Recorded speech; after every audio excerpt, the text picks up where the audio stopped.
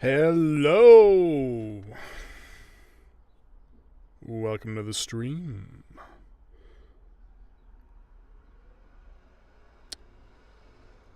Let me get the stream up so I can analyze. Make sure everything's going good. Should be.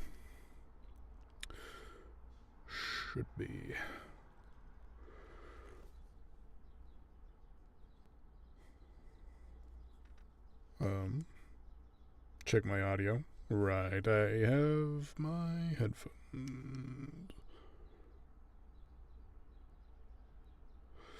Alright. Boom. Shaka. Laka boom. Another cool stuff that cool people say. Yeah, I wanted to stream. Just create. But I have work to do. And that is editing this audiobook. Ooh, my camera still flickers and I'm not even playing a game. It only happens when I stream, so that's fun.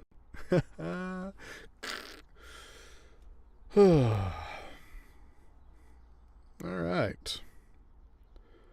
I need to finish uploading the files I've already edited. So I'm about a quarter of the way through this audiobook. In case you were curious, the book is called Armadale. It is an old 1800s Victorian. I don't know my British eras.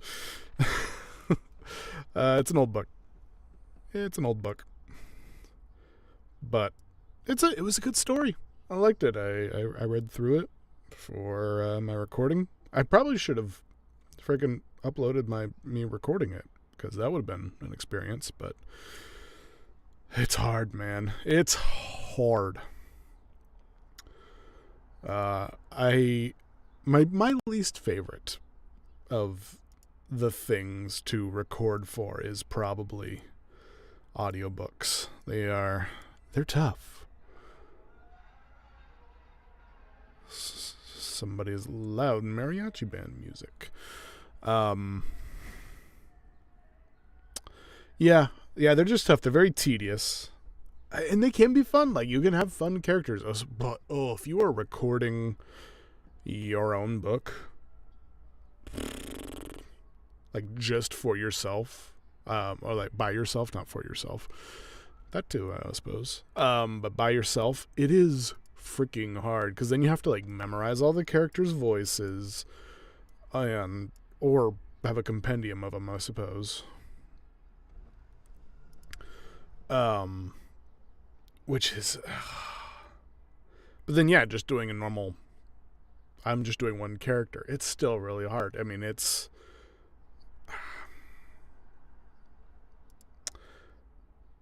this is going to be even a shorter audiobook than some. This section was only about 30 minutes. So there's probably only about 3 hours of content I have to go through, which means I should have gotten this recording done a lot quicker. But sorry. But yeah, no, that's still 3 hours of reading.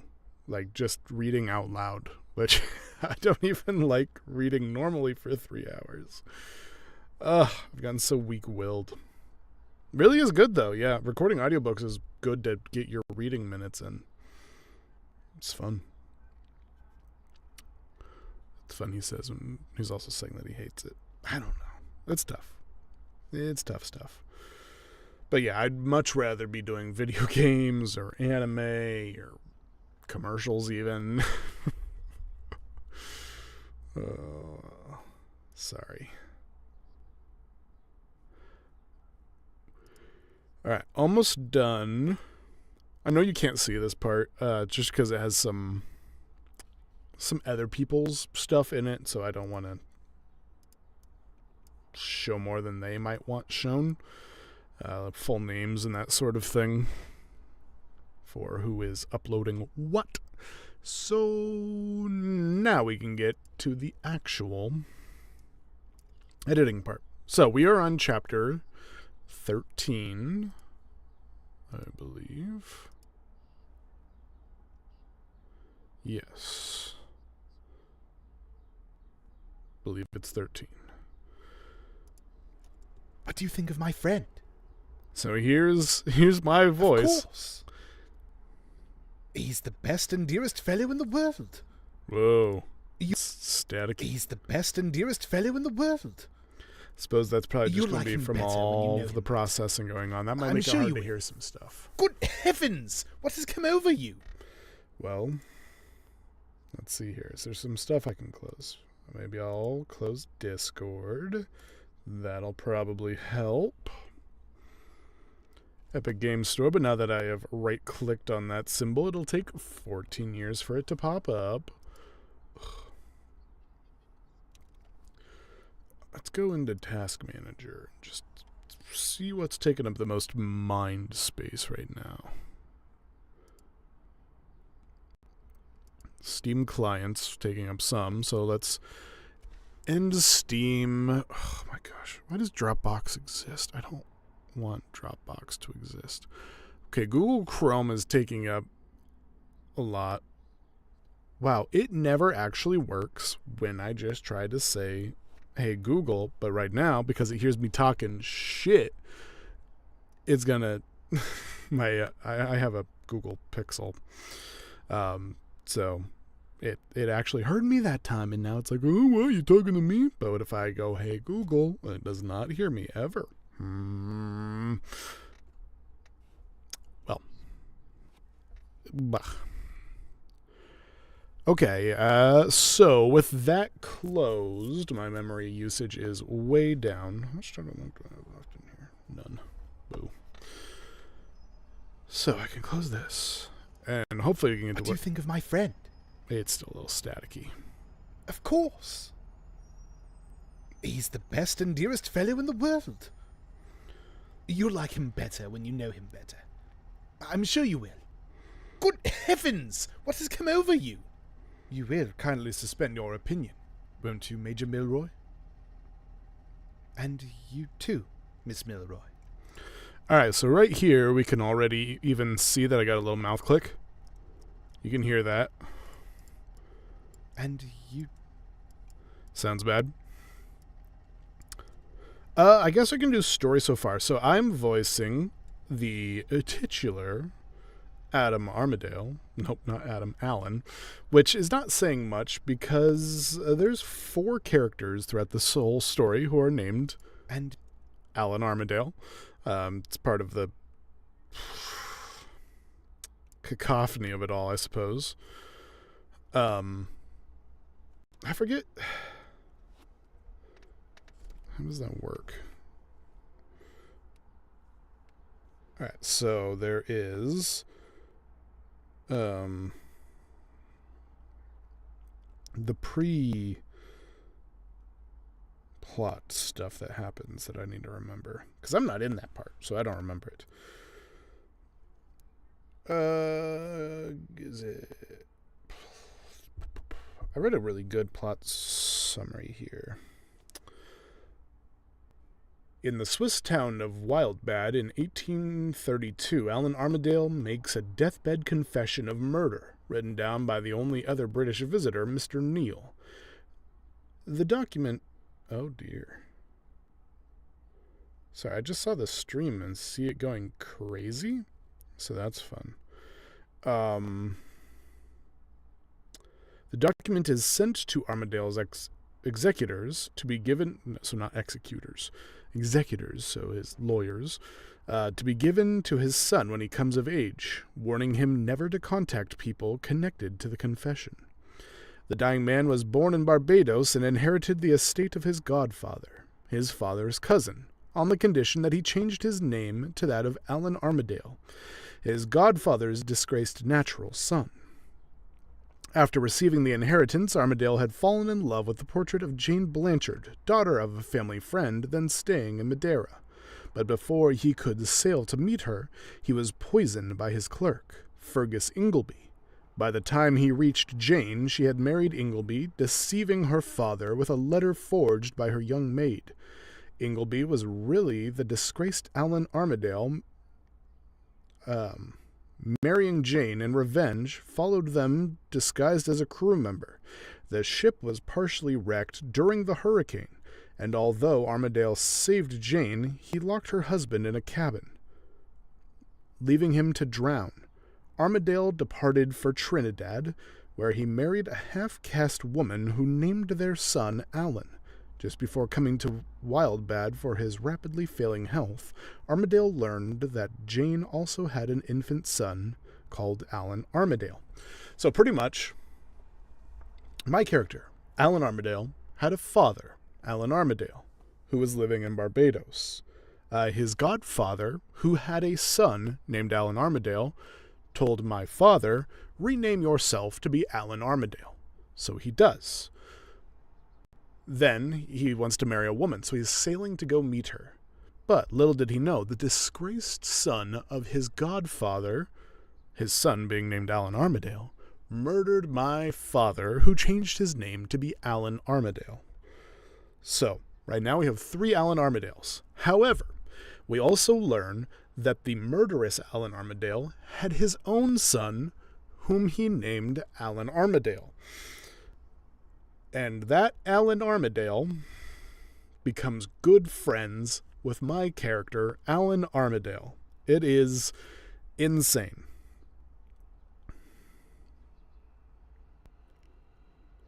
The main story begins in 1851 when Jane's son, Alan Armadale, has by a series of accidents inherited the Blanchard family estate at Thorpe Ambrose, Norfolk.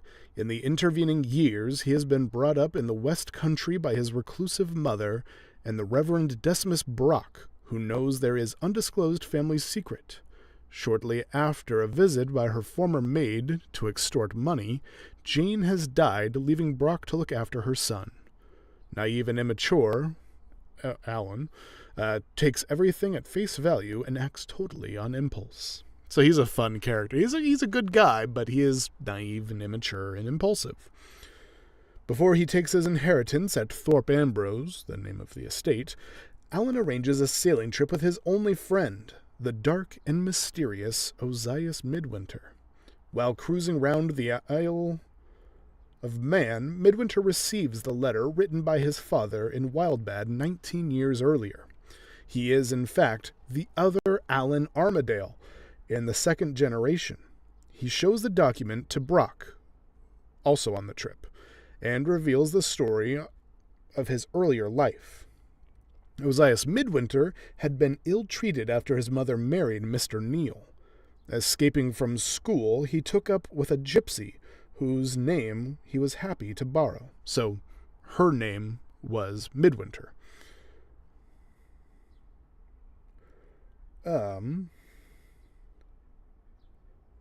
Escaping from school, okay. When the gypsy died, Midwinter continued the hard life of a vagabond, working as a servant, a seaman, and an usher in a school. Dismissed from his last post because of serious illness, he was rescued by Alan Armadale, me, not himself, or his father, or his father's victim. The first person ever to treat him with kindness. Midwinter burned the letter, pledging to keep it secret from Alan while Brock returns to Somerset. Now confident that Midwinter will protect his friend, they borrow a boat from the local doctor, Mr. Hawberry, and become stranded on board the nearby wreck of the old timber ship La Grace de Dieu. Alan falls asleep and dreams of a drowning man, followed by 3 other visions. The shadow of a woman by a pool at sunset, the shadow of a man with a broken statue, and a man and a woman passing him a glass, after which he faints. Midwinter is convinced the dream is supernatural, while the doctor argues a rational explanation for all of his predictions. Predictions. Alan, me, now 22, takes up residence at Thorpe Ambrose and innocently upsets the entire neighborhood as well as offending the family lawyer, Mr. Dark. To replace him, Alan engages Mr. Pedgift and his son, who recommend the elderly Mr. Bashwood to teach Midwinter the duties of steward. Bashwood is experienced in this role, but lost his previous position when bankrupted by a disreputable son. currently working as a private inquiry agent. The steward's cottage is occupied by Major Milroy, his bedridden wife, and their daughter Eleanor, Neely Milroy, with whom Alan immediately falls in love. Alright, I think that's where we're at right now. So, my guy, he's a good guy, pisses off a whole lot of people. Hey, what up, pigeon? He pisses off a whole lot of people because he is earnest, naive, impulsive, all of that. And he's 22 years old. So he's younger, and his mom died, so he's like fresh to the world, and he has all these new responsibilities that he doesn't know how to handle very well. And with his naivete, handles them very poorly. I don't know how much of that you heard, Pigeon, but that was the story as it is so far. Now, I'm just going through my audio editing for the audiobook that I'm working on right now, because as much as I would love to be playing video games, I have to get this done because it is due. It's taken me a little bit over a month to record all of this because I've been streaming when I should have been recording, etc. Alright, so here is my audio editing suite. I am using Isotope RX8 audio editor. And the first thing I like to do is to find a blank area. So I have purposely left these 10-second pauses throughout here. Go through, and you can use spectral denoise. Now, for spectral denoise, you have to click Learn, so it has detected what this area is, so it knows that this is room tone. This is me not talking. I just let it record, and I held my breath for 10 seconds so that it could record what my just blank room sound is. So I hit Learn. This is the sound waves of it, all of our decibels. And then I will Control A. So it has now selected the entire section of this recording, and we will render. So it's running spectral denoise, and what it has done is taken all of those spots, and I can even undo and redo this. So right now, if I were to just play this area, it's at about negative 48 decibels, which is not a great bass room tone. I don't know why my apartment is so loud. My childhood bedroom was quieter than this. But then with spectral denoise, we're running at around negative 70, which negative 60 is really your goal. So negative 70 is great. But we will have to still change some things around first. So I have this very first section here. This is chapter 13, where Alan has just introduced Midwinter to the people who he has staying on his property, and including the girl he's trying to impress. And they didn't like him very much. So, again, the voice is a bit foppish, because Alan's a bit of a foppish guy. He's very sincere, excitable, but that makes him kind of come across as a doofus, and people think of him as one until he gets serious. So we have this here. My friend. And I also had to do a British accent for this for this old book. He's the best and dearest fellow in the world. You'll like him better when you know him better. I'm sure you will. Good heavens! What has come over you? You will kindly suspend your opinion, won't you, Major Milroy? And you too, Miss Milroy. So yeah, that's actually all the words I have in chapter 13, which is kind of nice. Now, one of the things I'll have to do to every section is stretch this even into the room tone area, and I'm going to run loudness control. Now, if you were uploading something to like ACX, which is what Amazon uses for their audiobooks, they have a certain threshold that you need to meet. So it has to have a true peak of negative 3 decibels. So that is like how loud it can get. And it has to have like they have an integrated, my system uses integrated LKFS. I forget what Amazon uses. They use a different system, not LKFS. They have a different measurement that they use, but this is roughly where it's supposed to be, is in this negative 3 integrated at negative 20 and short term at negative 18. This took me so long to figure out, but now if I render this, pretty much what this is doing is making that it only gets this loud, and the minimum quiet it can get is at negative 18, and then you keep this at around negative 20 so that it has a good median that it'll be spending time in. So now if we look at our room tone area, which was at negative 70 before, we're at roughly negative 60, kind of floating between 60 and 70. Is a British accent hard to do? I'm pretty experienced in accents. We had a whole class on it when I was in college. So we did British accents, the received pronunciation, which is RP. So that's going to be your very sophisticated, more here voice. But I have an Irish accent. It's not the best of Irish accents, but you have a little bit more towards the front of your voice, and it's just a little bit more nasally. And then you go to your Scottish accent, which is very similar to your Irish accent, but you hop across the pond and you go over to Scotland. You're a bit north there, so it's more guttural. And it's why when you actually hear a Scottish person talk, they can be really hard to understand. So if you want to be a Scottish person you can understand, you really got to slow it down. And then sometimes you run the risk of sounding like Arnold Schwarzenegger when you get real slow. So those are the accents we worked on in class. There's also the Mid-Atlantic accent, which is somewhere between American and Victorian, or the received pronunciation. Now that one's really hard to hit the quite perfect thing. You don't quite hit your R's all the way, but you hit somewhere in between. And that's where you get like your old style 50s and before area of accents. So yeah, they are tough. There's stuff I practice with, but like my German accent is dog shit, which is bad because German's the language I know.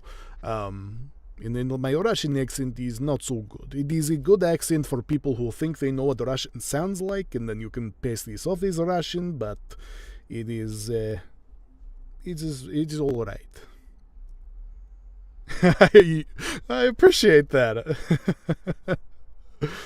They're fun to do. I really love doing accents. One second.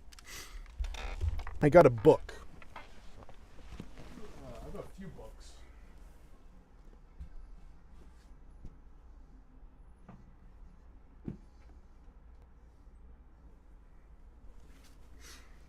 I'm a bit of a book nerd when it comes to these things. So I have this book, Accents.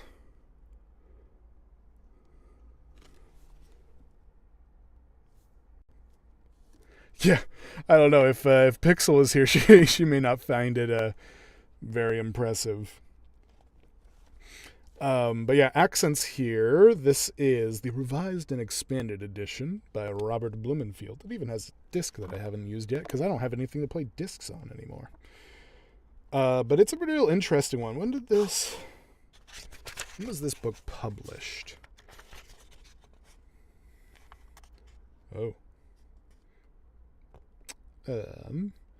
This one in particular was published in 2002, so there's chances it could be a little outdated. But it has things. This is the glossary. What is an accent, which goes on for 4 pages. It has a breakdown of different parts of the mouth here, which are all parts that you use to change where your accent is. Sometimes things come more towards the front of your mouth, and so if you're really focusing on putting your energy in the the tip of your tongue and on your teeth, then you're going to get something that's maybe a little bit wispier, maybe a little bit more excited and more enunciative. Or you have stuff that's more towards the back of your throat, which is where I naturally talk. I naturally bring things back. I make it more booming. But you can also have your head voice. And so your head voice will also oftentimes be more breathy, more falsetto. And so right here, when I'm doing Alan, when I'm doing my British voice for Alan, I really bring it up here and do there. But, like, if you were doing lower London accent, you're still... This almost brings it to the back of my voice. I'm a little bit in my throat when I'm speaking with distinction, which is the name of this other book I actually have here. But yes, so you bring it to the back, but you're still kind of using your head voice. I naturally tilt my chin up a little bit and aim my energy more towards the top of my head. So that's just a couple of the ways that you can manipulate where your voice is at. There's different stuff you do with your tongue, with where your lips are at. Like if you're doing British, you very much kind of purse your lips when you're doing it.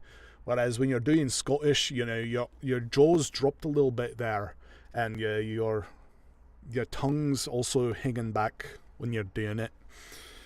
And about how much you enunciate your words is also affected quite a bit. So yeah, it gives you all the normal stuff for how to do like an American accent so that you know what that's like, and then you can go into different accents. And it has different systems on how you do that. What is my favorite accent? I do naturally slip into a Scottish accent. They're just really fun to do. And I've been told my Scottish accent is actually pretty good, which is interesting.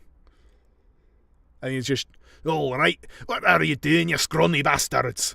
I'll take you down with right one day. Which, gets close into a Scottish accent. Can I do a Canadian accent? You will find that many times a Canadian accent will sound very much like an American accent. Now, sometimes you have the stereotypical Canadian accent, which is really close to the American Midwest accent, Northern Midwest. So you're going to kind of tighten your throat here a little bit more, and it's the corners of your mouth come in just a wee bit, and you start saying things, and you kind of draw out your vowels just a little bit more when you're talking. What's your favorite neighbor there over the hedge who's real sorry that his pet moose got out and rummaged through all your bushes there? And so I know it's a stereotypical accent. Otherwise, any Canadian I've met has sounded pretty non-distinct from anybody else. Just like for the most part, I traveled down to the south back in October, and most people sounded completely the same as somebody on the West Coast, which accents are frequently kind of a dying thing, but you expect you're down south, and so everyone's going to have that deep down southern accent. But for the most part, they don't sound like that. They just sound like normal folk. So right here, you're getting your Southern American accent, but you can also get your there's all sorts of accents.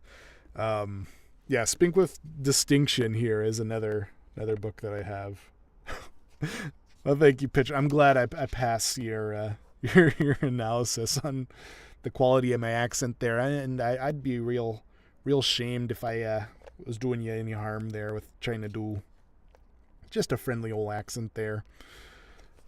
But yeah, this book mostly takes you through... what's this alphabet called?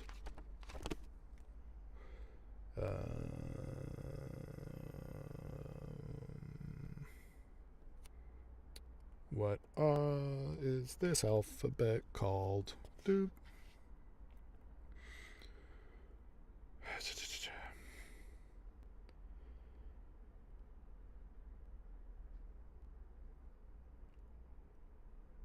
I forget what it's called. How dare I? It's not even readily in the contents here. I think it's the phonetic alphabet. I think that's what it's called. So again, it also has a diagram of the mouth. Just did it in an insane sort of way with more detail than one really needs on how our whole system works. But it differentiates the different parts of the tongue, your tip, your base, the blade, the middle, the epiglottis. Epiglottis is a good one. I think epiglottis is often where I talk from. But then, yeah, it has its own alphabet that you use, where instead of being an alphabet of the different letters that you have, it is the alphabet of sounds. And so there's different symbols, you know, and an A can sound like A, sometimes. So it just kind of takes you through all of those different sounds. All right. Milroy. So now that I have this done... No, I don't have any pets in my apartment. It would be really hard to record. And honestly, my apartment is so small. Just being in this small studio that I'm in downtown Los Angeles, I don't think it'd be very conducive to pets. I had an old lady before I moved out of my parents' house. She lived to be 15, almost 16 years old. Good dog. She was a good dog.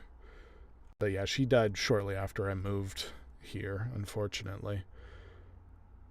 So I'm just not ready for new pets yet. So here I've highlighted this part of the chapter that I'm doing, and the long way of doing this is going to File and then Export Selection, but you can see the shortcut is Control-Shift-E. But yeah, overall, I'm more of a dog person. I could see myself getting a cat, though. Like, if the cat distribution system picks me, my apartment does allow pets, so I don't know. Maybe I'd get a cat. My mom's allergic, though, so she wouldn't be able to visit. For what I'm doing today, we have all these different file types. MP3, OGG, FLAC, AIFF, and WAV. Or WAV. I tend to go with a really chubby old orange cat. That's cute. Yeah. I still like cats. They can be fun. If they're the sweet ones, like I had grandparents who owned cats, and I didn't know that they owned cats until one time we had to stay over for the night, which rarely happened. Oh, can you not even see this? You might not be able to see this with how I am. No, you can't. Oh, that's interesting. Ooh, guess what the chubby orange cat's name is? Is it Garfield? So yeah, these different files do different things. MP3 is kind of your default. It is the middle level of what you keep and what you don't. So it's like you're always kind of dealing with file size versus quality. So MP3 is like meeting in the middle. Pineapple? Oh, that's awesome. Oh, how perfect. Pineapple. Sweet. Oh. But yeah, so MP3 is your default pretty much. WAV files or WAV files are your like high quality, but the file size on these things are big. FLAC is, it even says here, you've been seeing it flashing on the screen. He's your childhood cat. He's 10. Cats are interesting. I feel like they have a very broad range of how long they can live. I've seen some people be like, oh, my cat died of old age at 12. And then I've seen other people be like, here's my 32-year-old cat. He remembers 9/11. But yeah, today we're using FLAC, which it specifies is lossless compression. So it compresses the files, makes them nice and small, but when you open them up, they're larger in size. So it specifies MP3 as lossy compression, OGG as lossy compression, AIFF as uncompressed, and WAVE as uncompressed. So that's interesting. Yeah, FLAC is just like this. Compression level is how much smaller it affects it, or how much smaller it makes it. Doesn't affect the quality of the sound at all. It just might take more time to compress that file. So right now we just did... I'm going to follow the same system I've been using.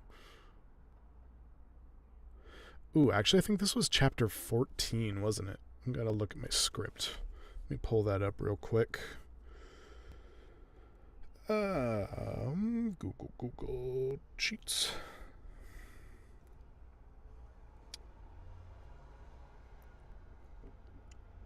Is this the right... I don't want to be this person. Google Sheets, let me choose something else. Oh dear God, Google Sheets. Oh no. Google Sheets. Sign in here, I believe. What? No. My goodness. Armadale. Yes, here we go. Oh, this doc has changed a lot. Thank you. All of the specifics I was given for my character is just that he's in his early 20s. That is all I was told. That's crazy. All right. Yes, I did not have any lines in chapter 13, so this was chapter 14 that we just read. He's very sweet, not grumpy. We think that he's a dog. That sounds perfect to me. I like dogs and animals in general that you can cuddle with. My last dog was pretty good at that. She would just lay on my back, and so I'd be laying on the ground. And if you laid on the ground, she would just walk over, climb on your back, walk in a circle a couple of times, and lay down. It's so sweet. All right, but yeah, so the naming structure they want us to use is the name of the book, the chapter it is, your character's name, and then your name. So there's chapter 14. We move on to chapter 15 here.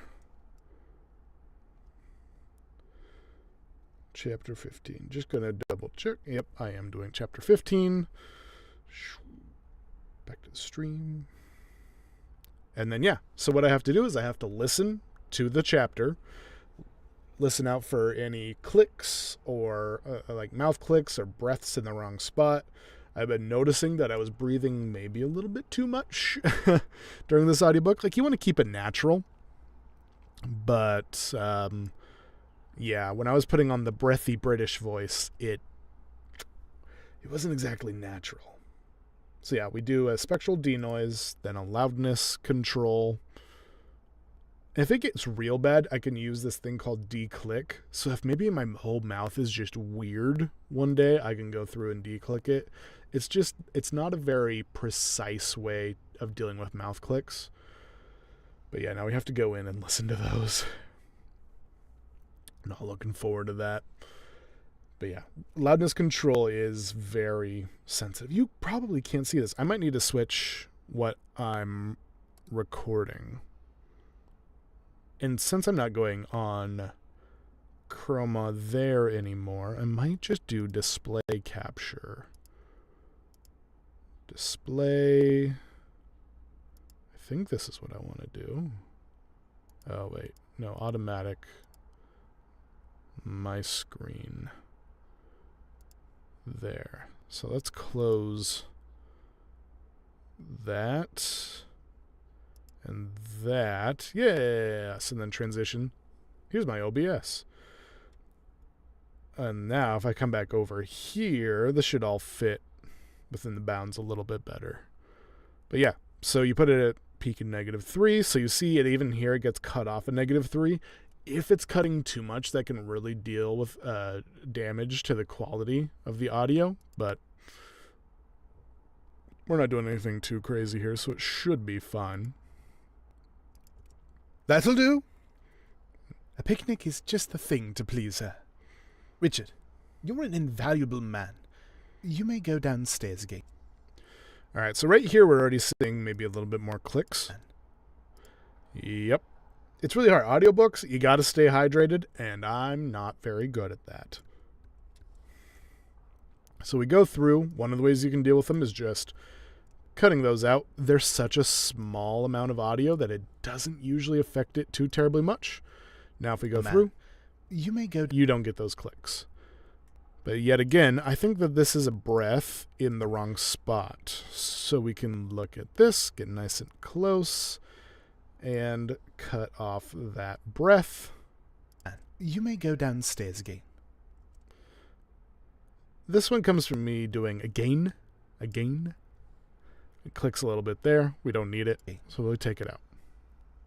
Now this one is not a mouth click. This one is because sometimes Audacity, my recording software, has the audacity to just add these random clicking noises in if I start a new recording. So if I record, hit stop, record again, sometimes it'll add a click in there. Not sure why. Dear Miss Milroy, since I left you, it has suddenly struck me that we might have a picnic. A little change and amusement. What I should call a good shaking up, if I was... Alright, so that first breath I didn't mind. Right now my guy is writing a love letter, I think. But we don't need this breath here. That might be a bit much. If I wasn't writing to a young lady, is just the thing for you. After being so long...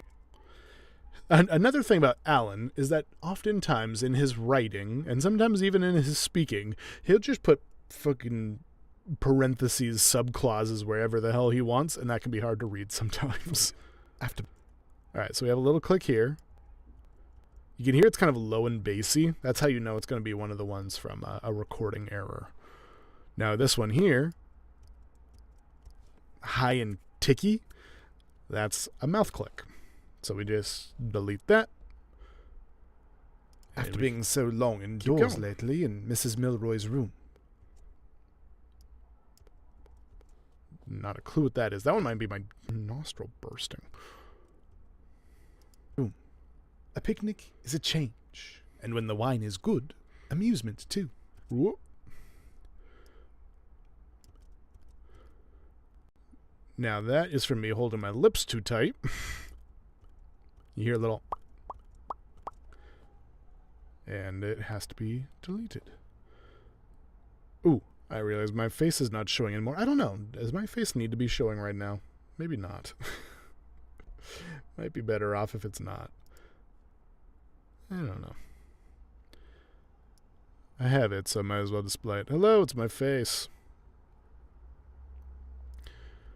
Amusement, too. Will you ask the Major if he will consent to the picnic and come? And... Alright, again, a little breath here that we don't need. And come. And if you have got any friends in the neighborhood who like a picnic, pray ask them too. For I have got none.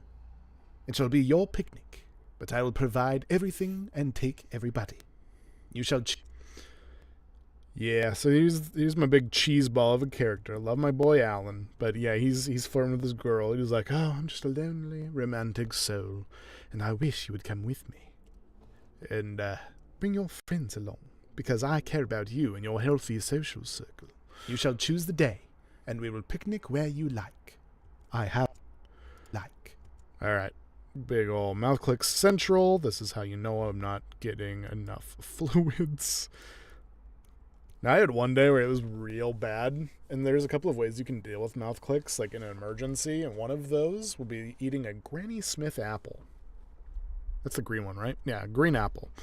Granny Smith is not green. I don't know my apples. But yeah, green apple can help with mouth clicks. It's tart, and that can help out. I have some lemon juice that I just squirt directly in my mouth, and that can help too. But yeah, you get these, they're real nasty and can sometimes be hard to tell. So we delete that. I have set my heart on this picnic, My face is missing again. It's because I didn't hit the transition button ever, so it wouldn't show my face. Haha. And now there's a dog barking outside.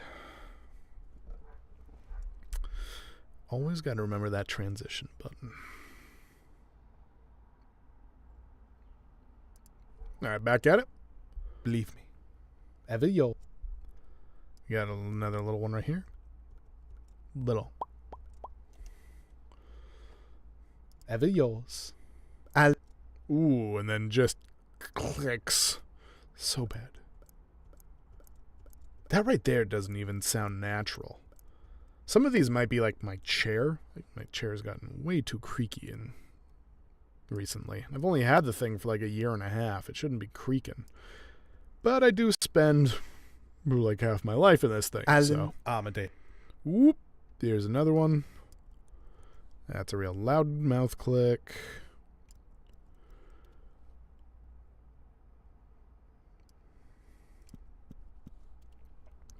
So yeah, mouth clicks can come from dehydration.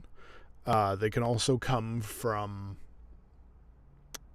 bad diets, so like high in sugar or high in dairy sometimes, which is a real shame because I love me some milk.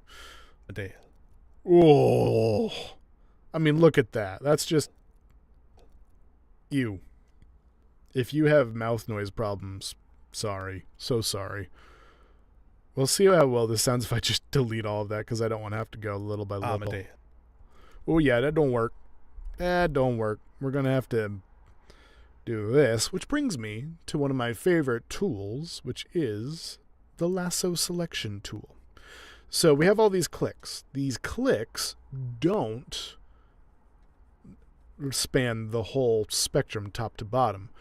But what they do span is these glowing sections right here. So we'll highlight that glowing section. Boop. That part gets deleted. We still have most of the wave. We're still getting most of the information, which in this case the information is my voice. But we're getting rid of a lot of the bad stuff. So here we have a big old click fest like that. We delete it. It does leave this gap, so that might sound funny. But it doesn't here. Right here, we're good. Now, we're going to do something similar here. We probably shouldn't. Like, I would select all of these clicks right here, but there's still gaps of healthy information. So instead, we'll delete that right there. We'll delete that right there. Come around here, up and around, and we can even see some of it right there. Delete that. And up and around this big old cloud. Delete that.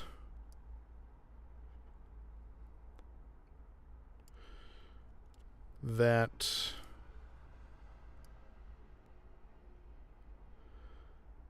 And that. So that is deleting all the mouth clicks in that section. You back out, you hardly see anything. Let's now listen to what it sounds like. Armadale. All right, there's still one click. I think it's this one right here. It's somewhere around here.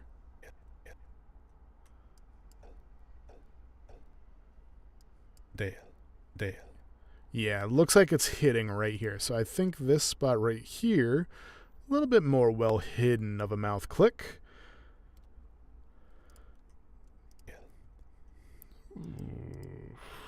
Armadale. There could be more in here too, because this kind of looks like one. You see just these pillars of orange are often going to be your mouth clicks. There's also this thing right here. But that's usually a throat noise indicator, and that's usually down here. Oh, but yeah, you can hear it. That's me almost wheezing. It's my throat at this point is dry, which is why we get so many mouth clicks right here too, because that's going to be a dry mouth incident. It's not a sugar incident on this one. It's not a dairy. This is dry mouth central. So you get a little bit of a wheeze. All right, let's take another listen. Armadale. Yeah, that solves a lot of the bad part. But in case we didn't like it, we can go back to this normal selection tool, look at all of this, go over to our D click. It's set at -3 sensitivity, which I think is our default. Yep, -3 doesn't do any widening. It's just looking for all of those bad click sounds. It says it detected 7 and repaired them. So let's see if this sounds any less clicky. Armadale. Absolutely. Armadale. Yeah, so it goes through, just reduces the volume on those, and gets a bit better. All right, so we got through the letter, but we're not through the chapter just yet. Whew, this was a longer chapter, but you can see up here, you can see the whole waveform. It gets longer. Our chapters get longer. This one, it's about the same size. This one until there. You know what? Even then, it's probably not too much longer. It looks like this is its own chapter as well. So that's a small one, a real small one. Here, there's the long one. This honking monster, I think, has like a whole soliloquy in it. So, blech.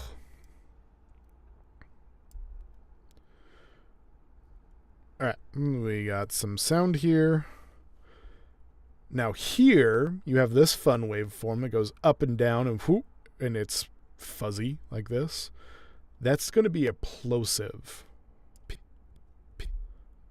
So that's going to be probably a P, a B, a D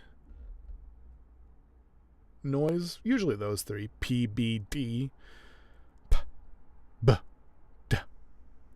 Sometimes it could be like a K, but not often. Most often, it's going to be a P. P are your most plosive consonants.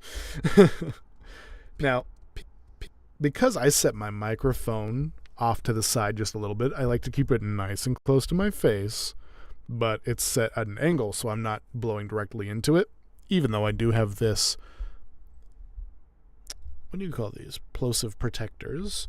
Even though I have this here, you can still get some plosives into it if you pronounce your P's too harshly. But yes, so here you hear this P. It doesn't sound bad. Not as bad as like a that gets, you can hear like the microphone get confused by the information coming into it. So if it was bad, if it did have that other bad P noise, you could go in to deplosive here, render, and it would flatten it. Now, I'm not going to do that because I think this P noise sounds Picnic comes in a little nice. Oh my gosh, these dogs, man. These people got to get control of their dogs. My darn neighbors. All right, we got mouth click. I'm not even sure where that's coming from. It's in the middle of nowhere. Here we have a throat noise, which I think is going to be part of whatever I'm going to say next. So probably an N-word. Oh, not an N-word, but probably a word that starts with N if I was going to guess. too often. Oh, it wasn't. So that was me instead, if we listen to this together. Picnic comes in a little too often. So yeah, that's more like, I was going to say something else, but that's too often. That's what I was going for there. Never mind. If she likes the idea, she won't quarrel with that. All right, we have some static coming through because there's just so many processing things happening. What I might do here is kill the dogs across the street. They're so annoying. I might turn me off. So if I quit this, that'll turn my camera off. Yep. Yeah, so we're just going to go no camera for right now and hope that uses a little bit less processing, so I'm dealing with less audio interference, because I need to be able to hear these noises. With that.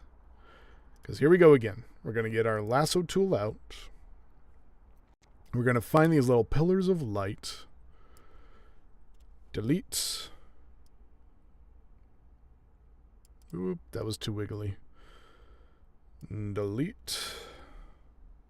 Got this big one. Delete. I might have marked this stream wrong, come to think of it. Alright, so right here. Don't quarrel with that. Oh, we also have one right here. Bam. Bam. Come on now. There we go. She won't quarrel with that. Alright, here again we can see one where I don't know why Audacity does this, but it does. Who the devil are you? Who the devil are you? Who the devil are you? I don't even remember what's going on at this point in the story. Who sneaks up on him? Who are you? He reiterates. So yeah, just go through, listen for the unnecessary information. What? Are you Mr. Bashwood? I beg your pardon for speaking to you so roughly. Oh, that's an interesting noise. Oh, that's a breath. Oh, that's the end of E right there. So let's just delete this breath and that click. Roughly.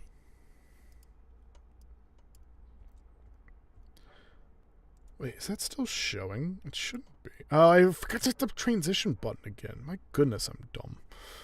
Alright, there we go. Delete. Oh, just like I'm gonna delete that dog.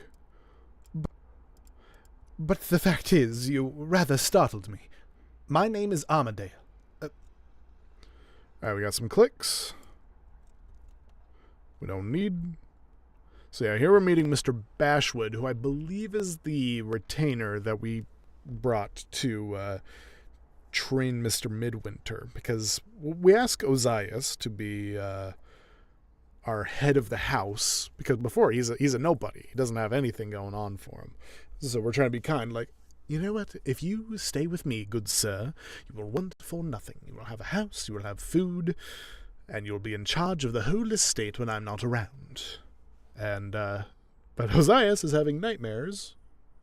Not really nightmares, but he's super conscientious of the fact that his father murdered my father, so now he's kind of freaking out and doesn't want to. But Alan, being a dumbass, a loving dumbass, just kind of goes, oh, we don't have to worry about that. Well, Ozias does not tell him that his father killed his father, blah, blah, blah. He thinks the whole reason Ozias does not want to work for him is because he isn't prepared to be an owner of the house. And then our boy Alan's like, oh, don't worry about that. We'll get you all trained up, good buddy. Put on your hat, pray. And this is my friend, Mr. Midwinter, who wants your help. Yes, there we go. Who wants your help in the Bashwood steward's and office. Midwinter. All right, got a little click. Click. Now, I like to think with my performances, I try to put on something as realistic as possible. So when I get something like this, it's going to be intentional. Put on your hat. It doesn't sound like much, but if you're just listening Name is in... Armadale. Put on your hat, pray. And this is my friend, Mr. Midwinter, who wants your help in the steward's office. Put on your hat. Because again, this guy is not putting on his hat. There's something about his head that is unsightly. And so Alan's like, hey, come on, just put on your hat, sir. You're making me a slight bit uncomfortable. And he hasn't. So he's like, put on your hat. Put on your hat.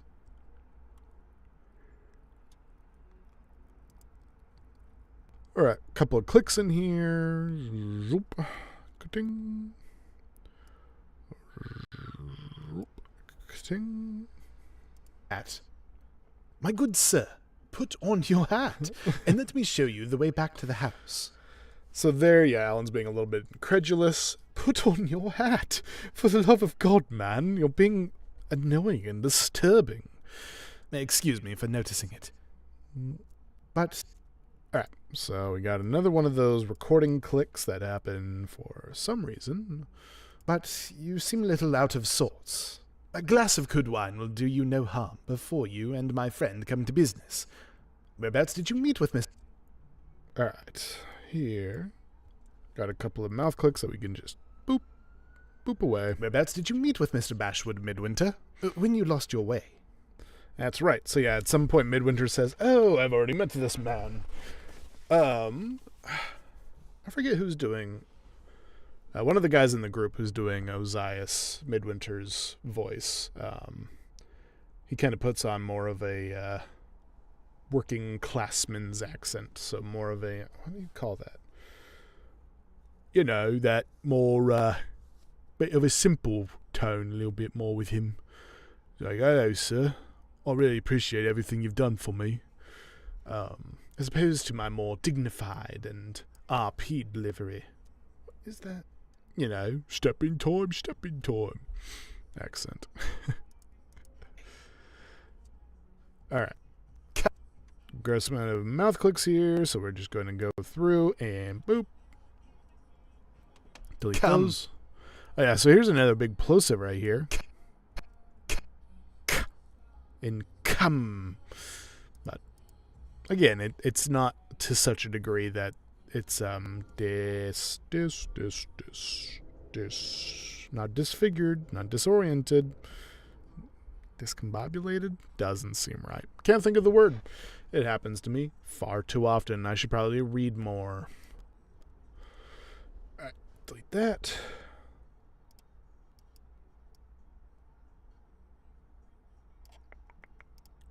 I was at an improv class. My teacher just asked, "Oh, can somebody give us a random word?" I used the word flippant, and an amount of people did not know what flippant meant, and I felt bad. Sometimes I used the wrong... It's not that the word was wrong, but sometimes I can't think of the right word, and so I used the big word, and flippant came out. Come, tell us where it was. Oh yeah, here we got a little fun little pop noise here. Might come from me having my mouth closed for too long. Are the Broads within an easy day's drive there and back from this house? What?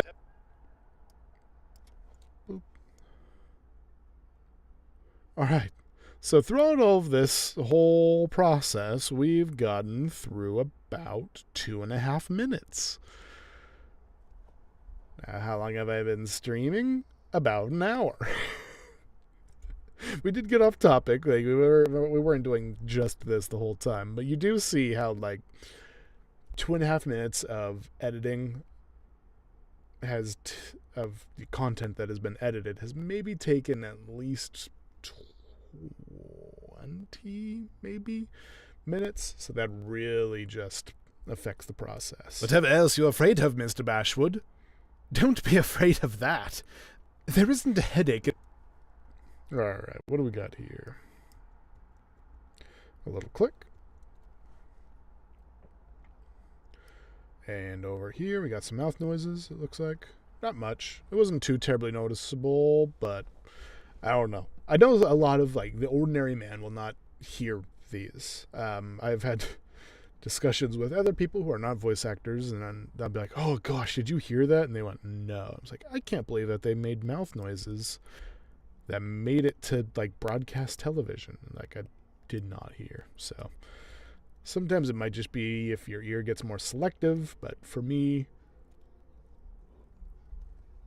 mouth clicks just get me. There isn't a headache in a hogshead of it. Make yourself comfortable. I'll leave you. Yep, that was too many breaths. So let's get rid of this one. We want to make sure that we are on this even line so there's not too much of a bump here. Because sometimes if you delete... I'll leave you and Mr. Midwinter to talk your business over by yourselves. Again, another one. Sometimes if you delete and the two lines don't meet just right, Let's see if it happens here. Yep, you see this like pillar here? Sometimes that can make a noise. You can kind of hear it there. So what we're going to do is we're going to find this spot here, which looks like it's on the line, to this spot here, which looks like it's on the line. Delete that. What do we get? Boom. Now there's still a light pillar there. It's all in. But you can't hear it anymore. So we got that dealt with. Mouth noise. It's the lips again. That's dehydration. I really ought to drink more fluids. It's all in Mr. Midwinter's hands. He acts.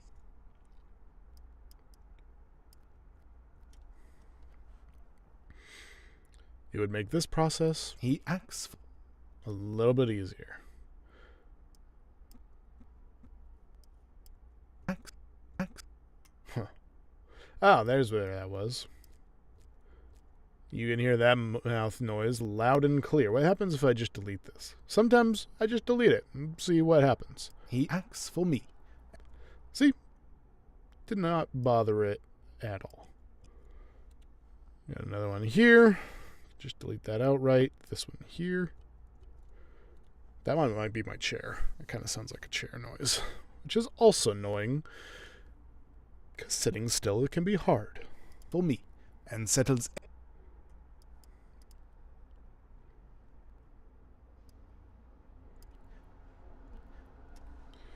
A little breath that doesn't need to be there. Boop, boop, boop. Me. And settle. Ooh, nope, but that, we need some of that space. We went too quickly. So let's do that. And Yeah. he acts for me. And settles everything at his own discretion. There we go. Gotta click. Gotta click. Click. There we go. And we can see this whole cloud right here, so that might be like a nose exhalation. Has Mr. Bashwood gone? So really it gets to a point, like if I'm in this phase of the process, I'm not listening to like the quality of my performance anymore. Not usually. So much of it is broken down bit by bit.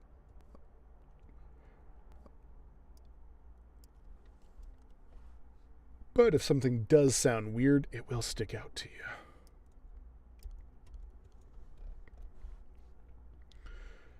Great news, everybody. We've almost made it to the 3-minute mark. So again, this process is just kind of long and tedious,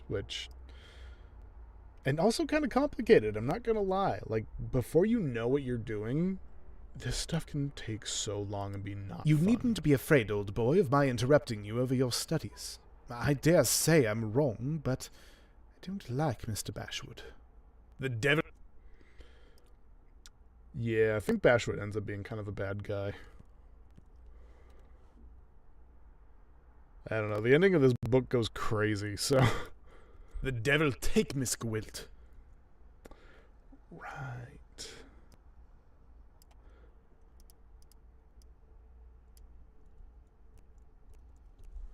So my guy finds out that the lady he's crushing on is going to get... What do they call her? It's not a nanny per se. It's not a retainer, but it's something like that. Miss Gwilt. Oof.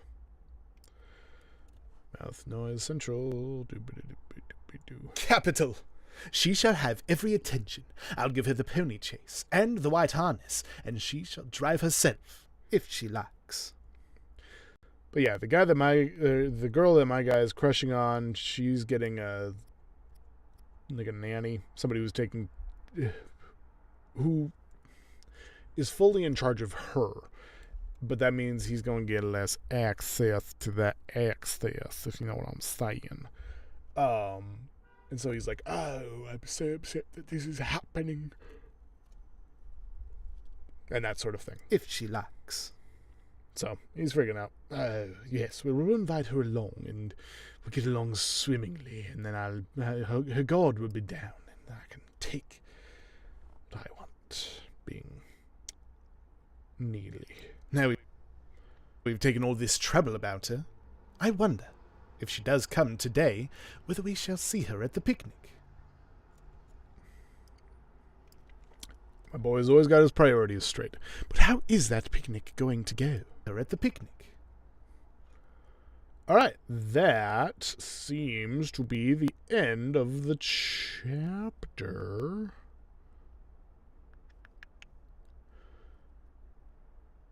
That'll do. It begins with that will do. So if I go and I look at my folders, pretty sure that's chapter 15. Control-Shift-E. Why didn't that work? Control-Shift-E. There we go. We want a FLAC file at level 8.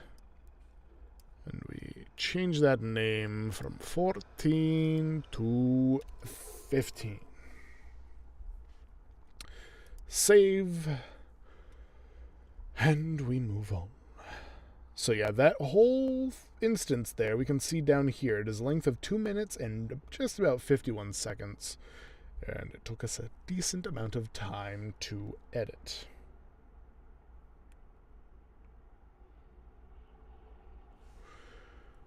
Yeah. So obviously this takes a little bit more time because I'm yapping. But I do like to yap. Eleanor. But also it's still not quick. It is a slow, drawn-out process. Alright, so we get this whole area selected.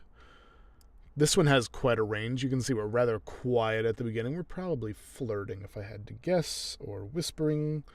And then we get louder, so there might be some conflict towards the end of this chapter. Loudness control. At least this sort of stuff is automated, because, man, if it weren't, that'd be tough.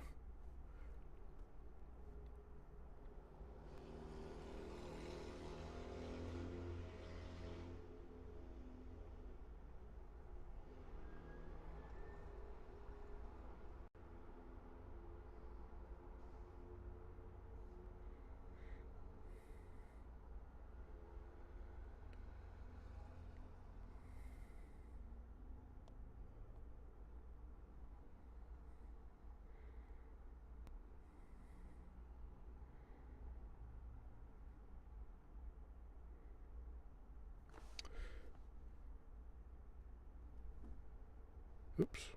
I pressed A when I didn't want to press A. Alright, so we have all of that done. Short term doesn't go perfectly to 18. That should be fine. If we were doing ACX level, it might not accept this, which means I would have to come in and manually boost like some of these here, probably, if they didn't accept the file. So, but luckily, I think my friends will. Yeah, so we're floating around -70, -80. Now let's do this thing. We have, this chapter's slightly... Yeah, this chapter is 9 seconds shorter. So it's going to depend. The amount of time we have to pause fully depends on how my performance was, if I have mouth clicks and that sort of thing. Armadale, chapter 16. Right, I did that for reasons. Don't need to keep that part in. Now I know. I did that because, like, oh, I'm really going to need this to remember everything. But, yeah, I know it's chapter 16. Yes, beautiful. Oh, and already, right from the very get-go, we get a little mouth click.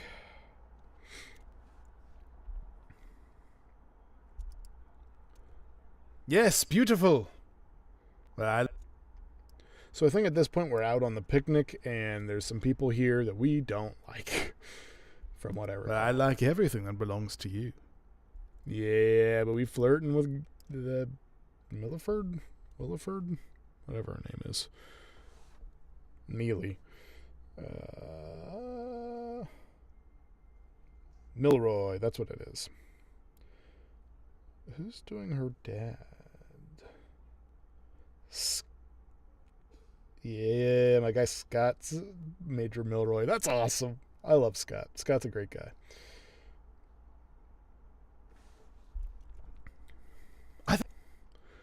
Alright.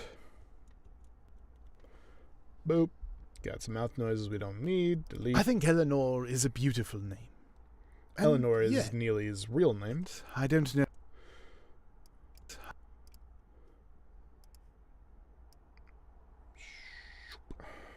Boop. Delete. I don't know why.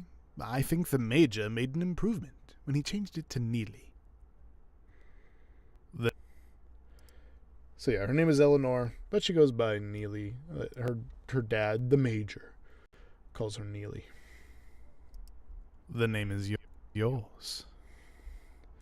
Oh yeah. What name are you thinking of? So now you can hear me putting on my sexy British voice. Are you thinking of?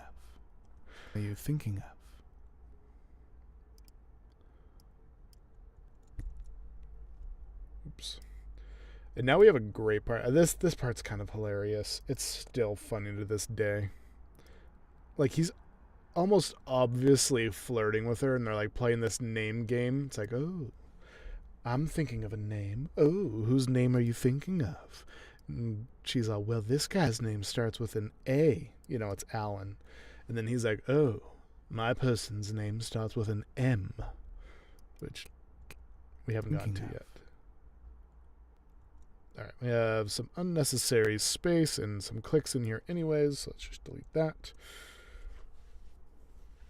Call me by my name. If. Whoop. Couple. Delete that ish. If you really.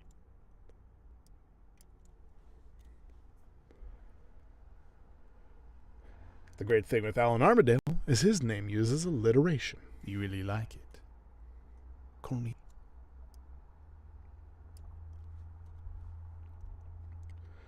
Mouth noise. Got another one right here. Now I'll be doing this for another hour, and then I'll upload. But yeah, it's tedious work. I'm not even going to get through like 4 chapters from doing this. This really... Call me Alan. You know how hard it is to say the words "call me Alan" in a sexy voice? Alan. Alan. Now, I know some Allens. Great guys. Alan Seawright. Love that man. But sexy Alan? Doesn't work. Call me Alan. Call me Alan. Yeah, say Alan as sexily as possible. Impossible. Not that I can say much. My name is Kyle. There's nothing sexy about the name Kyle. For once. Just to try.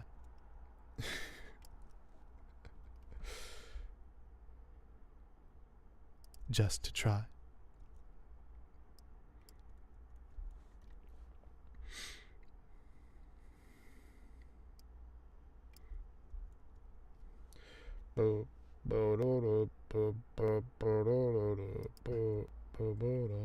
May I call you Neely? Yes, this one I remember having trouble with. L's are so hard for my particular mouth click. I got a fat tongue. And so my mouth clicks often come from my mouth, or my tongue hitting the sides of my mouth. Neely, Neely, Neely. Right now it's not much of a problem, but here, Neely. I'm like just barely trying to tap my tongue on the tip of my teeth. How's that for alliteration? Neely. But it still happens. Neely. So we have to go in here. We find this mouth click. Tighter line. Tight. There it is. Boop. Really? I feel like I'm hearing this one, maybe? It sucks. It's so hard to parse your way through all of this and, what's even making the sound. But I think that works. Nearly. Yeah. Too soon. Alright, another mouth click. This one sounds like it's the front of my teeth. Not a huge problem. Easy enough to deal with. Damn it. Boop. Why aren't we pausing? This needs to be dealt with. Boop. Delete it. Damn it. I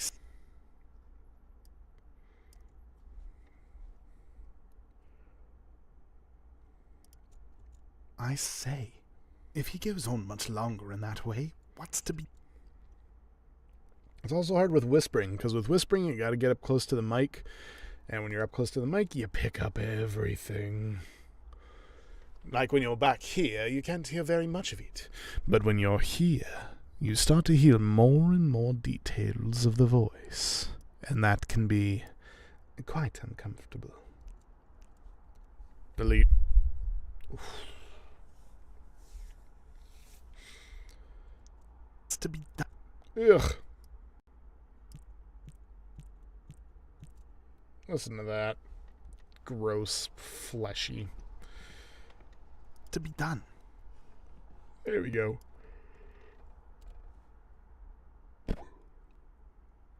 Better. Alright, this pause is too long.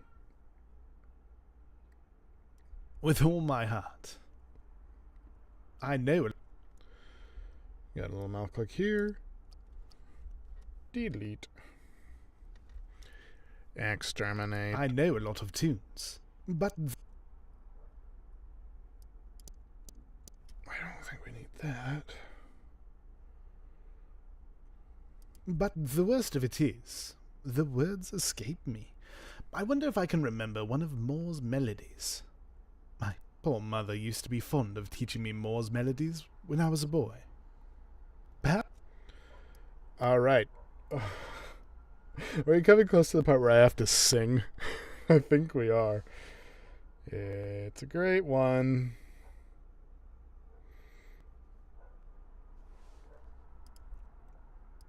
Perhaps in that case it will be good enough to help me, ma'am, if my memory breaks down.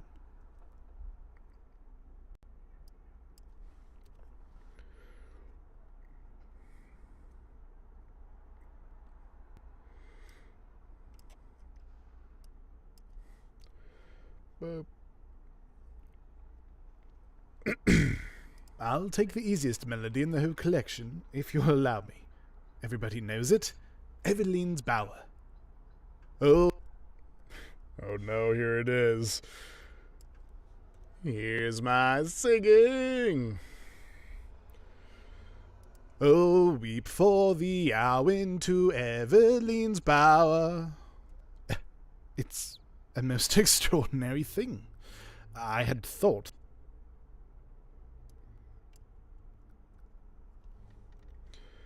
Oh, weep for the hour over Eveline's bower. I had thought the next line on the tip of my tongue. And... oh, it's not pausing sometimes. That's real annoying. I had thought the next line on the tip of my tongue. Yeah, there's a mouth click here that I did not like. Delete that part. And it even spawned a little arrowhead down here.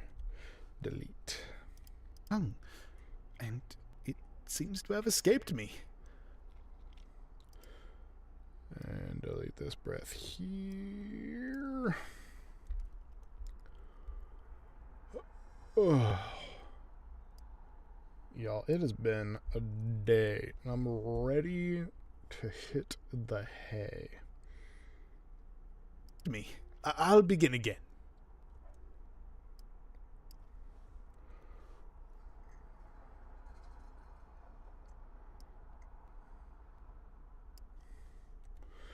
Delete this.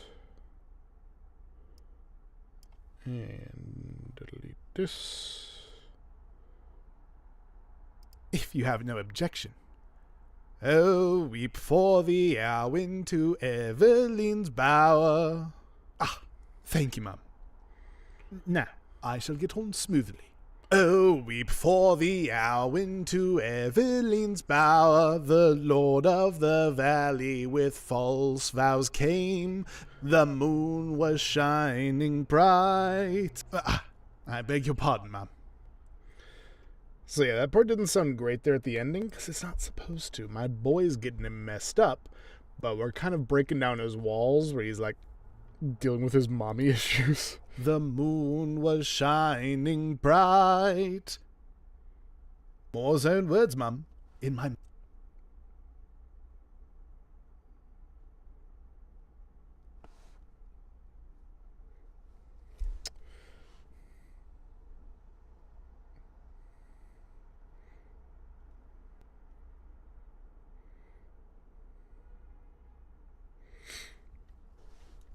All right.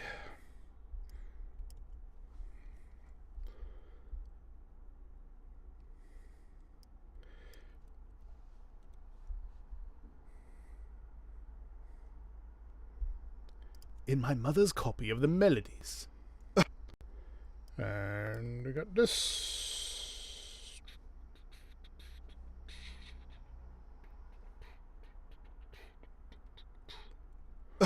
Well, what did the moon do? Little breath here that we don't need. Even sounds like that came at the beginning of a recording. We say yes to be sure.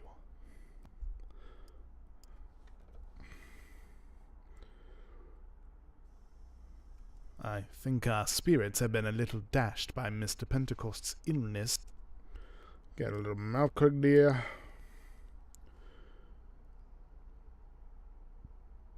Illness and Mrs. Pentecost's bag. A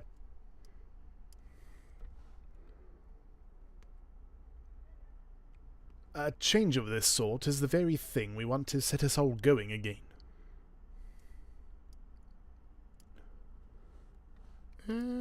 Going again. We must... That's fine. Well, we must keep the fun going, sir. We haven't half done yet with the enjoyment of the day. Well, we're done with the enjoyment of the chapter.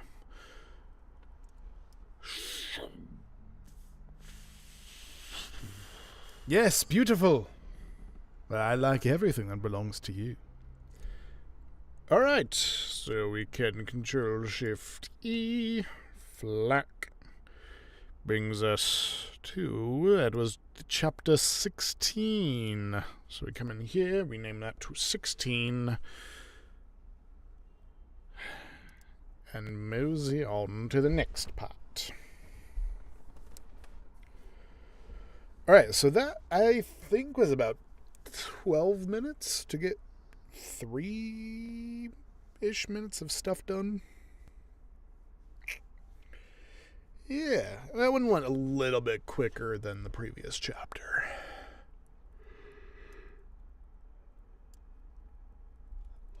Whew, getting in the hang of things. But boy, am I tired. I don't want to be tired.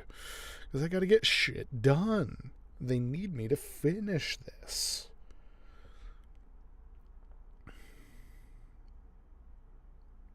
Yeah, you can see how long this chapter is from here to here. So let's widen that out. Loudness control is still up. Render.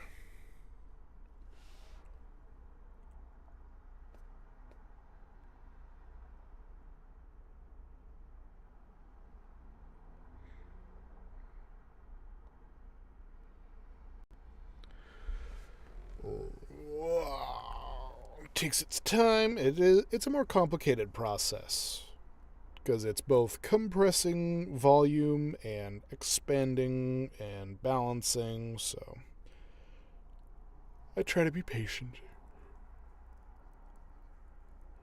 Do not know why I'm yawning. It is only 8:45 And while I should be going to bed earlier tonight than usual, I think doing this until 9:30 would not be crazy. What time do I work tomorrow?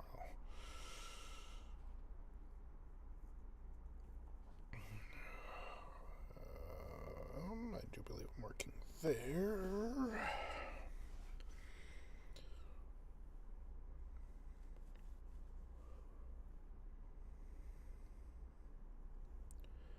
Yes, I am.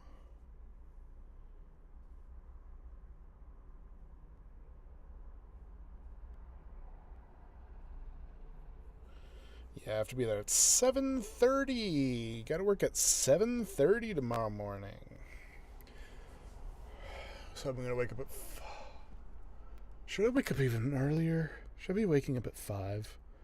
In which case, maybe we do this chapter and this small chapter right here, then we're done for tonight. That just might be what it has to be.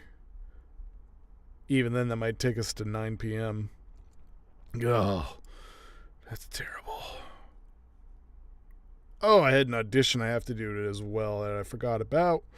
And I really have to do it, because if I got it, it would save my life. But I should at least take the opportunity. Oh, look, I'm getting a work call. 1 second.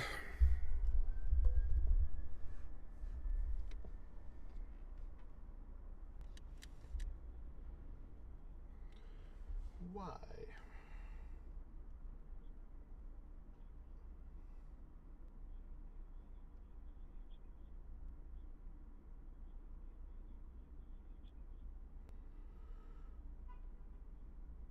Beep, beep, beep, boop, beep, bop.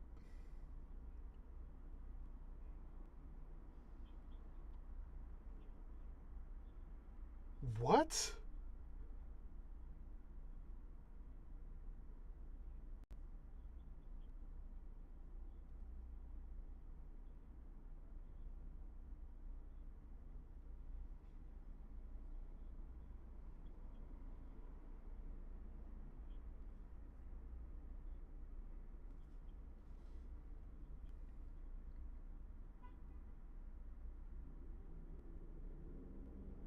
That's insane.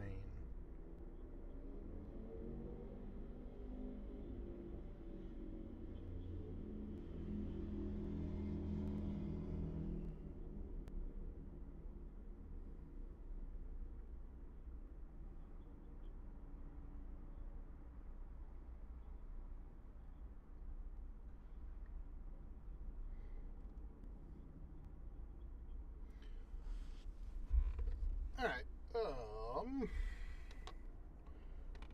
sorry about the delay. That was just my substitute teacher system asking if I wanted to be a substitute custodian. Which, not how that works, I don't think, but it came from the school that's always a little bit weird. Alan Armadale, Chapter 17. Alright, we're on Chapter 17. A late clicks. Boop. I think at this point we may be coming to the point where we find Miss Gwilt, who is Neely's retainer. Good heavens! The governess! Yes, her governess. That's the term they use. A lady? Good heavens! The governess! Why, we have forgotten all about her.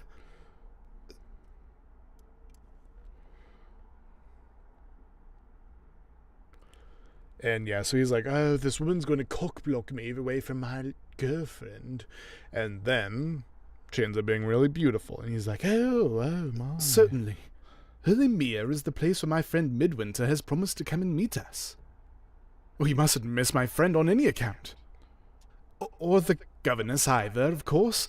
I'll tell. Okay, no, he's still poo-pooing on the governess. Because he hears the name Gwilt, and he's like, that sounds like a hag's name.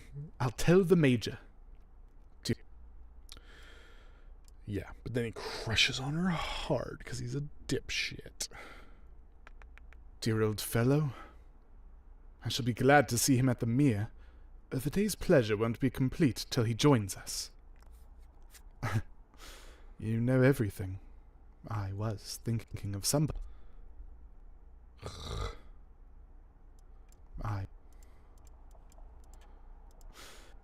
You know everything. You know everything. I guess it was that I want to delete. I was thinking of somebody. Oh, yes, this is the part where this is the funny part. I will tell you anything you like. So he's talking with Neely again, and she's like, oh, are you thinking about somebody? Hoping it's her. And he's like, oh, yeah, I'm thinking about somebody. And we'll see how that plays out. M is my... So yeah, her name is Eleanor, parentheses, Neely, Milroy. And then she's like, oh, let's play a game. What's the first letter of the person you're thinking about? Person I'm thinking about starts with an A. He's like, oh, the person I'm thinking about starts with an M. And she's like, oh, he's using my last name? How interesting. How coy. Is my first letter. What is... So she thinks they're having this big flirt off where she's pulling it out like, you're thinking about me, aren't you? What is your letter? It's a name. And it doesn't quite go to plan for her. For my guy, good old Alan, he's not thinking a thought. It's a name in 3 syllables. Goose. But yeah, then she hears this, and she's like, 3 syllables, but my name is Milroy. That's 2 syllables. So she's like, are you an idiot? Do you not know how many syllables is actually in the name you're thinking about? Because you're thinking about Milroy, aren't you? I'm not strong at my spelling, I know. But So he's like, I am not the smartest tool in the shed, sharpest tool in the shed. Click.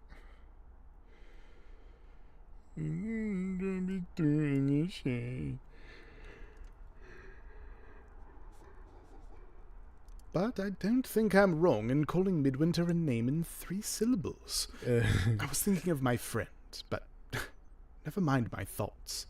Tell me who A is. Tell me whom you were thinking of. Dumb ass. The dumbest ass. Like, yeah, the game's over, but you lost, I won, so who are you thinking of? What on earth have I done? So then, yeah, she gets all pissed off, and he's like, I'm a clueless dipshit. I wonder what she'll say to me next. Quite new. Do tell me about it. I'm certain he is to be depended on. I can't think, Mrs. Pentecost, of your going back in any boat but the boat you have come out in. There is not the least, as you and Miss Milroy don't like the place, for anybody to go on shore here but me. I must go on shore. My friend Midwinter has never broken his promise to me yet. And again, these guys have known each other months, maybe. Not an incredibly long time, but for some reason Alan's like, he's the best man in the world. There's nobody better than him. He's a quite upstanding fellow. Like, Alan will give chance after chance after chance. I love the guy. He's like just ultimate golden retriever energy, but such a dumbass. And I can't consent to leave Hurley Mere as long as there is a chance of his keeping his appointment. But there's not the least reason in the world why I should stand in the way on that account. You have the Major and Mr. Pedgift to take care of you, and you can get back to the carriages before dark, if you go at once. I will wait here. That's a click that can't be addressed. We're getting through this chapter relatively quickly, so that's good. I will wait here and give my friend half an hour more, and then Boop, delete. Tomorrow I'll have to do more grocery shopping. That sucks. But yeah, we're just going to delete some mouth clicks. and then I can follow you in one of the reed cutters' boats. Couple more mouth clicks. Delete, delete. No. They're all in low spirits on board. If you want to be of service to me, stop like a good fellow where you are, and do your best to keep the thing going. So they went onto this picnic, and now the older lady that they brought along is like, I don't want to be out when it's so wet on this boat at night, but it gets even wetter. And then he's like, okay, well, I need to meet up with my best bud Midwinter, so if you all want to head on back, I'll hitch a ride afterwards. Go for it, y'all. She might have said a word to me at parting. And yeah, Alan is not a huge fan of any of these people because they're so up their own asses. Well, he is the most out of his ass of all people. I've done everything for the best. I've as good as told her how fond of her I am, and this is the way she treats me. Yeah, because you're a dumbass, man. Love you to death, but you're a dumbass. She was trying to get you to flirt, and then you're like, I'm thinking of my best friend. I mean, honestly, I ship Midwinter and Alan. They're cute together. It's a good, like, friends to enemies to lovers arc. It'd be great. Especially later. But honestly, Neely is also such a great character, so yeah. Midwinter? This is... Right. So then he finds him in a place he doesn't expect to find him because they were supposed to meet down by the boats.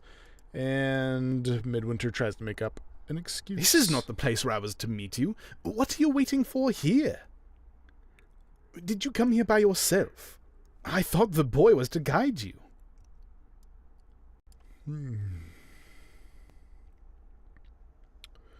Yep. What made you stop here when he left you? Why didn't you walk on? Not the courage. Oh! Yeah, so Midwinter is still all weird about the dream that Alan had, where he was like, no, in your dream bad stuff happened and I'm the cause of that. And then Alan's like, why would you be the cause? You're a chill dude. But Midwinter doesn't have the heart to tell him that he thinks that he is cursed by his father. So, meh.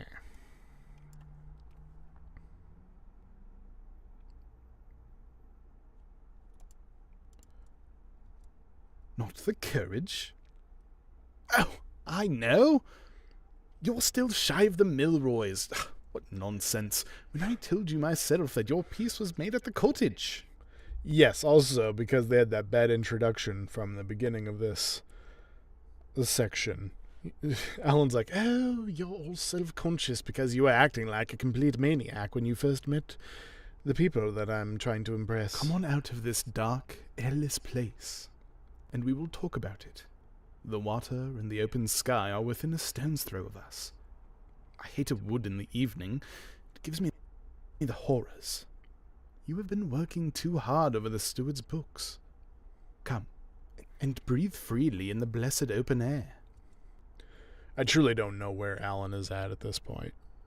Sounds like they're inside, like just in the forest, which is somehow stifling and not like the most relaxing thing you've ever heard of in your whole life. Well? Love me a forest. I think I just heard a car wreck happen outside my window again. Take me to the forest. Give me some deciduous. Good God! You look as you... Right, yes, and then I see his face. Oh, you can't tell, I don't have the camera on. I'm dancing to the rhythm of that horn. You look as you looked on board the wreck. LA, man, nobody in this city knows how to drive. I have forgotten the dream.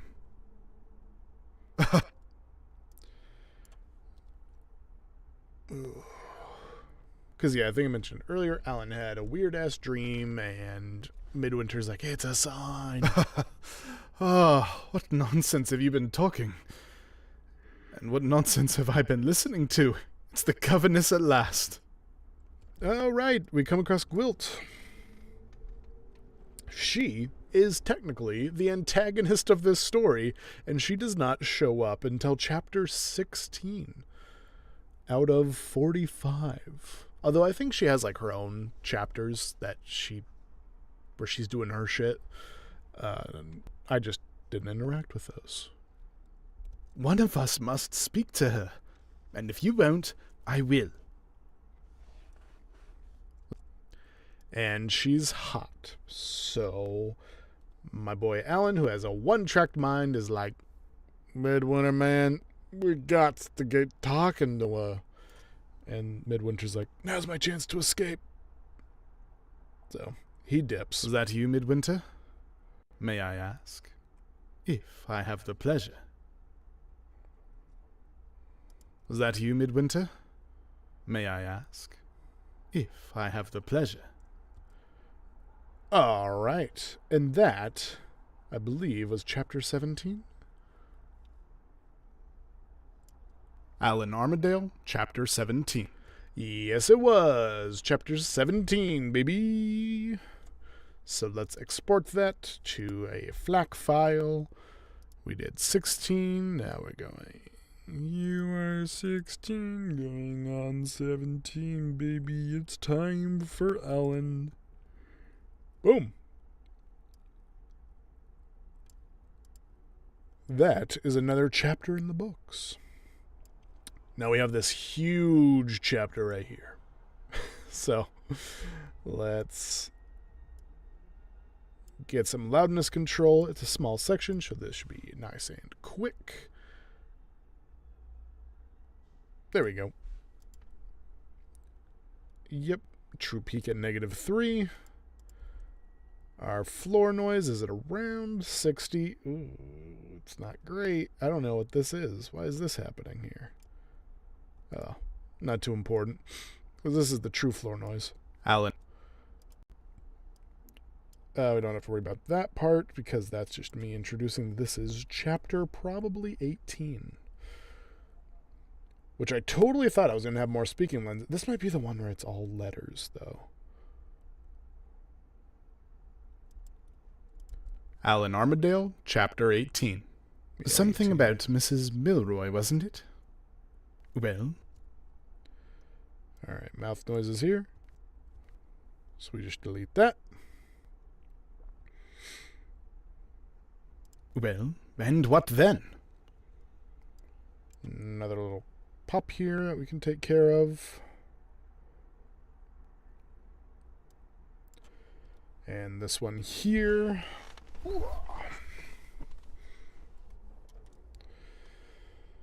Not a bit of it. Of course she was anxious to make acquaintance with her daughter's governess.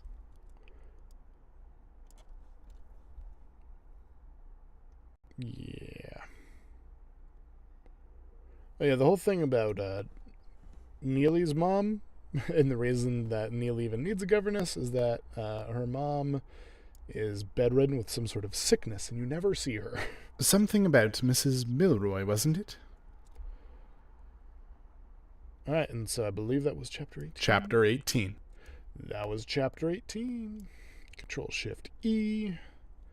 Another FLAC file. We take this naming scheme, go to 18, and boom, slamma-lamma-ding-dong. Speaking of slamma-lamma-ding-dong, just saw that new episode of Game Changer that came out today. Friggin' hilarious. Had Lou Wilson, Allie Beardsley, and Jeremy. What's Jeremy's last name? Colhan? The one who's on SNL now, but was on Dropout for a long time. Hilarious episode. Alright, loudness control. We're going from that 0.2 peak down to a 3.0, and we're bringing up that short term from a -16 to a -18. And hoping to have our float around 20, currently at 26.5. So this is a little bit of a process. just going to do its thing. Wait a minute. I think I'm interacting with the wrong file. Aren't I? No, I'm not. No, yeah, I'm doing the right thing. I already did 18. Duh.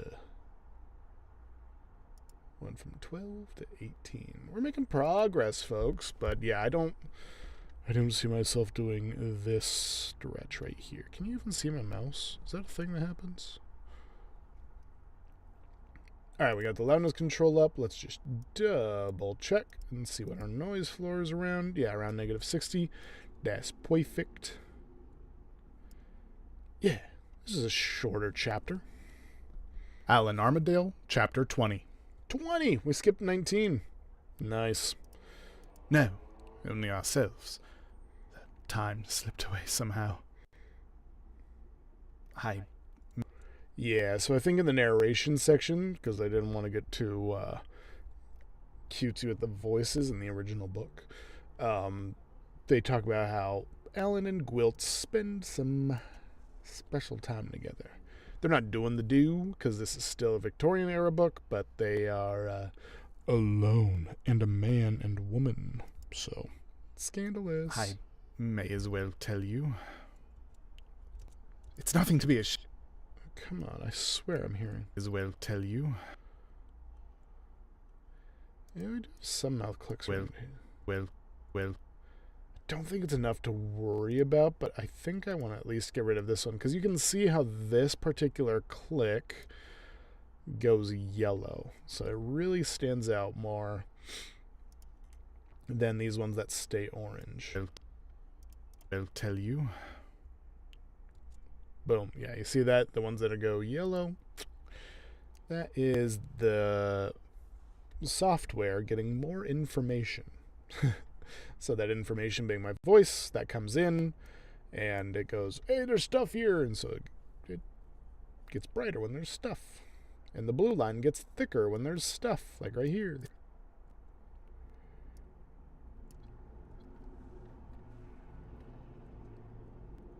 Alright, so we delete those mouth noises. Here we go, next sentence. It's nothing to be ashamed of. I only wonder you haven't noticed it before. There's a woman in it. Delete, delete, delete, delete. There's a woman in it. As usual, I'm in love. Miss Milroy! What are you thinking of? I'm not in love with Miss Milroy. Who is it? What a question to ask. Who can it be but Miss Gwilt? Yeah. So Alan's being a dumbass, and he's being that impulsive little prick of a man he is, and he's like, oh, that girl that I was thinking of? No, I'm interested in a woman. I was never interested in Miss Milroy. Why would I do that, even though she's practically the whole reason I had her move into my house in the first place? And if I did anything else, I'd have a lawyer living with me. Suppose you didn't approve of it. Oh yeah, he's telling this to Midwinter right now, who also has a crush on Gwilt, so... yeah. It's too late to make objections. I really mean it when I tell you I'm in love with her.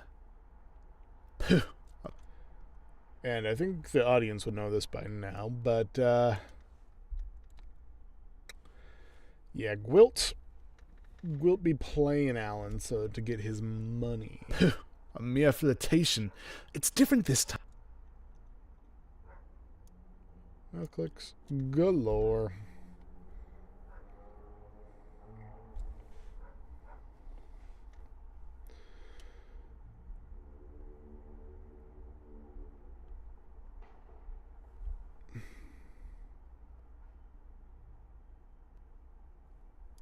It's different.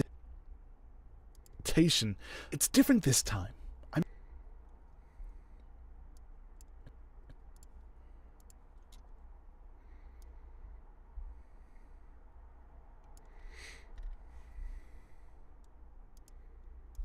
I'm in. Boop, delete.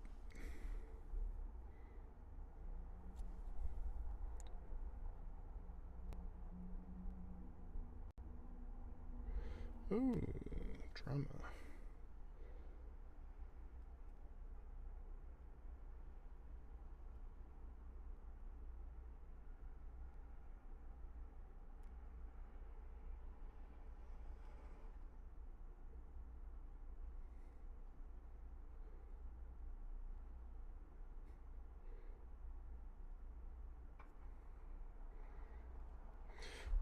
I'm in earnest about Miss Gwilt. I see you don't approve of the thing. Alright. Well, it doesn't look like people are necessarily watching anymore. Which is okay, because I need to get to bed. So, let's switch it. Video display capture. Let's train this back to just Logitech for right now. So it be my face. Gosh, why is it in this aspect ratio? What the crap? It sucks. Alright, well, it is time for me to go to bed. I gotta get up early tomorrow. I might even have to get up at 5. My alarm is currently set for 5:30. But I have such a hard time getting going in the morning if I want to get to work on time. Although it only takes 15 minutes to get there. So maybe we take the extra let's take the extra 30, huh? Let's be dangerous. Let's live dangerously. They also don't mind if you get there a little bit later. And I'm only floating tomorrow. So yeah. Anyway, we've gotten through a decent amount. We got through 1, 2, 3, 4, 5.5 chapters in the span of 2 hours. So, I don't know if I'll stream this again tomorrow. This is what I'm going to be doing tomorrow, though, because I gotta keep working on this. I have 45 chapters. I didn't personally do 45 chapters, but I still have a lot to go through, so yeah, we're gonna go through it. Alrighty. Thanks for hopping in, everybody. Good night.